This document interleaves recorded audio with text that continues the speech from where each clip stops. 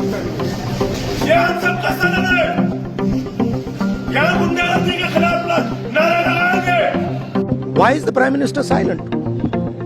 What is the reason? He should apologize to the students.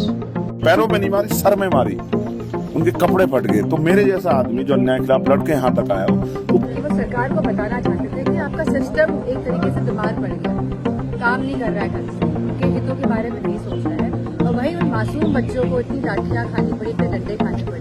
Social media पर मैं आपको भेज सकता हूँ, अगर आप कहें तो आपको भेज दूंगा। कंट्रोल किसके पास है? आगे सरकार ऐसी चलने को दे रही है। यहाँ खड़ा होने से कैसे रोका आपने? यह भारतीय जनता पार्टी का साधन नहीं है, यह हम सबका सदन है, यहाँ गुंडागर्दी के खिलाफ नारा लगाएंगे। यहाँ क्यों रोक दिया आपने?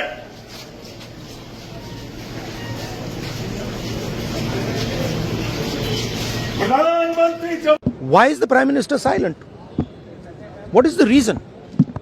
He should apologize to the students and he should stop this nonsense. This is no way to treat the young people of this country. These students here, they are not just complaining about the education system. They are complaining about their future. Prime Minister, I don't know what he's doing. Dharmendra Pradhan, he's an intermediary. Absolutely, he should resign. But Dharmendra Pradhan hasn't beaten up these students. Home Minister has. He should resign. And Home Minister reports to Prime Minister. He should resign. And हमने कहा कि देखिए हम student issue पे discuss करना चाहते हैं और स्पीकर ने हमें कहा कि डिस्कशन के लिए उन्हें सरकार से पूछना है। मतलब आप समझिए, speaker is telling us that to debate in parliament he has to take permission from the government. He is openly telling us that. ठीक है, देखिए इशू स्टूडेंट्स की है, यूथ के फ्यूचर की है, और ये जो किया जा रहा है, लोगों को मारा जा रहा है, पीटा जा रहा है, this is completely un Indian. Modi ji has not even apologized for what has happened yesterday. Now, ये जो युवा हैं, ये एजुकेशन सिस्टम के बारे में, टेस्टिंग सिस्टम के बारे में प्रोटेस्ट कर रहे हैं। पूरा देश जानता है कि education system, testing system is broken. It has ceased to exist. Testing system has been hollowed out by termites. That is all they're saying. Nothing wrong with it. We've been saying it. I've been doing presentation after presentation about this. Why is the Prime Minister silent? What is the reason? He should apologize to the students and he should stop this nonsense of police people thrashing students. This is completely wrong. Sir, उनका हवाला देते हुए किरण रिजिजू ने कहा कि आज वो NDA की बैठक में प्रधानमंत्री ने कहा कि हमने त्वरित एक्शन लिया, हमने बहुत रैपिड एक्शन लिया। Prime Minister is concerned about the students and their future. Action was taken. 13 people were arrested. That has been briefed by the point is that this is no way to treat the young people of this country. The young people of this country do not have any opportunities. All the doors are closed. There is only one door which is open, which is the door of the competitive exam, and that door is also destroyed.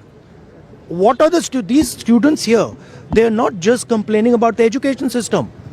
They are complaining about their future. They are saying that in this country today, because of Mr. Adani and Ambani, because of the RSS complete takeover of the education system, because of the pracharaks becoming vice chancellors of universities, we have no future. That's what they're saying. This is not just about education. This is about the future of young people. They watch, they look at Mr. Ambani's wedding and they watch. 1,000 crores being spent over there and they have no money to open a business if they want. They have no future. That is what this is about. This is much bigger than simply education. This is the students of this country saying, in India, we have no future. We want a future. This is legitimate. There's nothing wrong with this. And instead of saying that, okay, we are going to work to improve the education system, we are going to work to fix the testing system, Prime Minister, I don't know what he's doing. So that's the story. So are you going to meet the injured students? Of course I'm going to meet the injured students.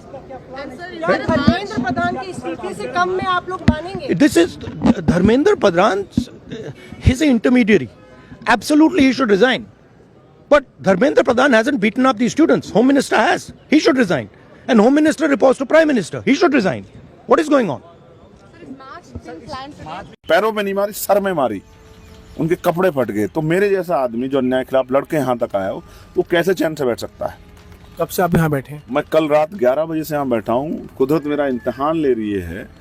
इतनी जोरदार पूरी रात बारिश रही, लेकिन ये बारिश मेरा हौसला नहीं गिरा सकती है।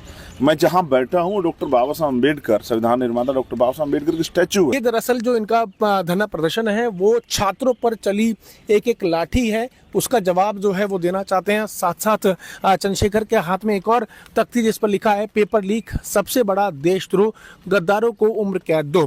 तो चंद्रशेखर अब जहां एक तरफ जंतर मंतर पर धरना प्रदर्शन चल रहा है, वहीं वो अपना धरना दे रहे हैं संसद परिसर के अंदर भीमराव अंबेडकर की मूर्ति के ठीक नीचे। चंद्रशेखर जी, आप जंतर मंतर पर भी धरना प्रदर्शन हो रहा है, आप यहाँ पर आके बैठे हैं, क्या कारण? देखो, कल मैं प्रोटेस्ट में गया था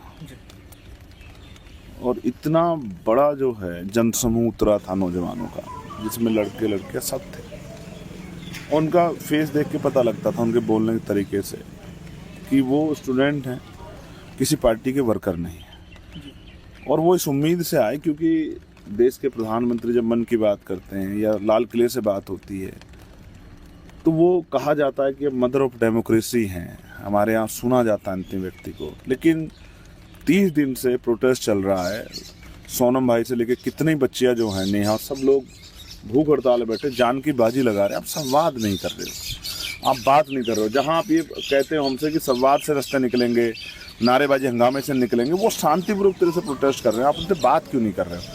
कल आपने बात की, अगर यही बात 4 दिन पहले हो जाती तो शायद जो दाग कल दिल्ली को लगा वो नहीं लगता। इतने लोग नहीं आते घर से बाहर निकल के, अभी लोग घर नहीं पहुंचे। कितने लोग सही हैं, कितने का स्वास्थ्य अच्छा है, कितने को चोट लगी है, कितने क्रिटिकल कंडीशन है। जब मैं रात ऑफिस गया अपने, क्योंकि जैमर्स लगे हुए थे, फ़ोन जो है यूज नहीं हो पा रहे थे, तब मैंने देखे विजुअल्स कि किस तरह का अन्याय हुआ। लाठी पीटी को नौजवान किस तरह तन के खड़ा था कि मारो मारो, लाठी खा रहा था लेकिन हट नहीं रहा था। तो उससे पता लग रहा था। और पुलिस के लोग इस तरह से लाठी मार रहे थे। पुलिस के साथ साथ कहीं तो बिना वर्दी के ऐसे लोग थे जिन्होंने लड़कियों को लाठियां मारी, पैरों में नहीं मारी, सर में मारी, उनके कपड़े फट गए। तो मेरे जैसा आदमी जो अन्याय के खिलाफ लड़के यहाँ तक आया हो, वो कैसे चैन से बैठ सकता है? कब से आप यहाँ बैठे हैं? मैं कल रात 11 बजे से यहाँ बैठा हूँ। कुदरत मेरा इम्तिहान ले रही है। इतनी जोरदार पूरी रात बारिश रही, लेकिन ये बारिश मेरा हौसला नहीं गिरा सकती है। मैं जहाँ बैठा हूँ, डॉक्टर बाबा साहब अम्बेडकर, संविधान निर्माता डॉक्टर बाबा साहब अम्बेडकर की स्टैचू है। वो संविधान जो हमें शक्ति देता है संघर्ष करने की, उसके आर्टिकल जो हमें हिम्मत देते हैं, जो हमें अधिकार देते हैं, अवसर देते हैं, उन्हीं की वजह से, जिसके आर्टिकल 330 की वजह से मैं इस सदन का मेंबर बन पाया हूँ। क्या मांग आप कर रहे हैं? देखो, वो बच्चों की जो मांगे वही मांगे, मेरी कोई अलग मांग नहीं है।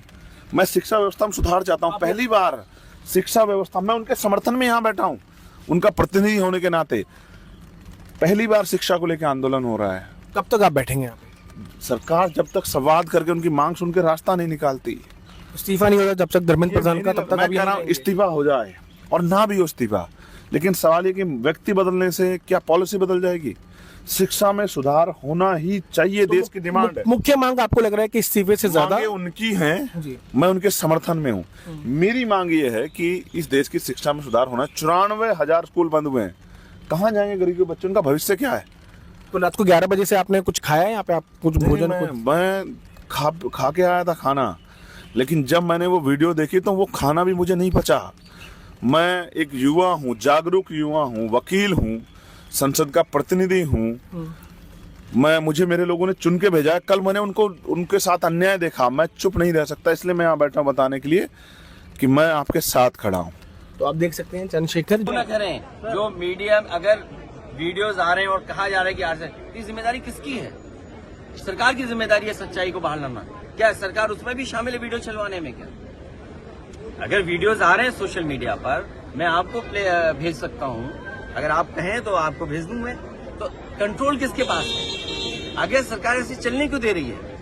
अगर सरकार की बदनामी हो रही है और सरकार की लाठी से छात्रों का, नौजवानों का, युवाओं का सर फूट रहा है, आंसू गैस गोले चल रहे हैं, आप करंट लगा रहे हो, किसने नहीं देखा, किसको नहीं समझा? और दुर्भाग्य देखिए क्या है कि कई मीडिया के लोगों को वहां खड़ा होने पर भी उनको भी विरोध का सामना करना पड़ रहा है। इसलिए कम से कम आप लोग भी तो क्रेडिबिलिटी थोड़ा बचाओ। और जो डॉक्टर्स, जो वीडियो मैंने भी पोस्ट किया है, डॉक्टर्स क्या बता रहे हैं कि सर खुले हुए आए लोगों के, बच्चों के। क्या इसीलिए सरकार बनी थी? इसलिए इनका नारा था सबका साथ सबका विकास। यही सबका साथ है और यही युवाओं का ये संदेश है और यही विकसित भारत है, यही अमृत काल है। क्या यही विश्वगुरु बनने का रास्ता है? क्या आप छात्रों पर लाठी मारेंगे, आप नौकरी नहीं देंगे?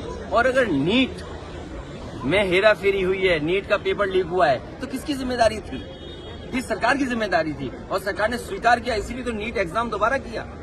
और ये केवल दिल्ली में नहीं हो रहा है, देश में जहां जहां भारतीय जनता पार्टी की सरकार है वहां पेपर लीक हो रहे हैं। और यूपी में तो 20 पेपर लीक हुए हैं, एक के बाद एक, और लगातार पेपर लीक हुए। इसकी जिम्मेदारी किसकी है? इसलिए भारतीय जनता पार्टी अपने संगी साथी मंत्रियों पे कोई दबाव नहीं बना पा रही है, क्योंकि वो जानते हैं कि जिस समय उन पर दबाव बनाकर इस्तीफा लेंगे तो दबे खुचे राज भी वो मंत्री लोग खोल देंगे। अगर कोई बीमार होता है तो उसका इलाज कराया जाता है। तो कहीं ना कहीं बच्चे ये बताने आए थे संसद भवन तक, उनका मार्च इसीलिए था कि वो सरकार को बताना चाहते थे कि आपका सिस्टम एक तरीके से बीमार पड़ गया है, काम नहीं कर रहा है ढंग से, उनके हितों के बारे में नहीं सोच रहा है। और वहीं उन मासूम बच्चों को इतनी लाठियां खानी पड़ी, इतने डंडे खाने पड़े, और जो अत्याचार उनके साथ हुआ, बेटियों के कपड़े फाड़े गए, इलेक्ट्रिक शॉक दिए गए, सीधे आप उनके लोअर बॉडी में प्रहार करने से जो कानून कहता है कि आपको पैरों पे मारना चाहिए, मारना ही अगर कोई उग्र हो रहा है, लेकिन आपने उनकी छाती में डंडे मारे, उनके सर फोड़ दिए।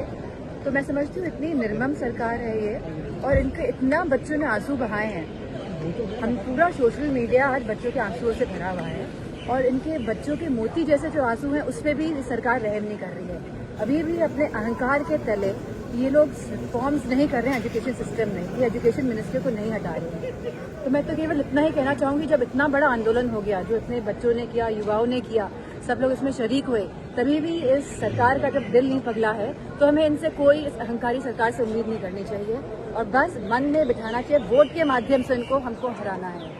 एक यही हमारे पास एक हथियार है, जिनको हरा के इनको यहाँ से हटाने का कार्य करना है।